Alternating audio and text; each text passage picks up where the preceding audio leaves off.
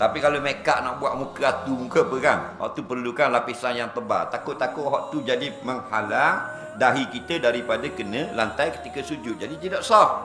Jika kita angkat jenazah dalam masjid, siapa bank mayat, adakah kita dapat pahala satu kirat juga?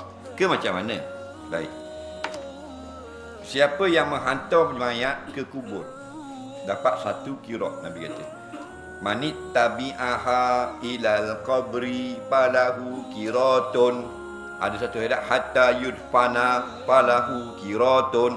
Barang siapa ikut mayat sampai ke kubur, satu riwayat, sampai di tanah mayat itu, baginya satu kirat. Termasuk piko, jembeng, ataupun buh atau beng. Tak ada kira. Nah, kalau kubur jauh, berkat orang piko. Dah kalau kubur jauh, 11 kilo. Kau. Dalam mayat hati gerah, nampak? Jadi termasuk. Cuma lebih mana susah perbuatan kita, lebih banyak pahala. Nak? Contohnya. Kubur tu dekat je dengan masjid. Dah mungkin kita akan dapat 100 pahala. Kubur hok ni pula naik bukit gitu. Contohnya tahu kesor tanah. Itu buat naik. Beratnya dah. Lebih banyak pahala.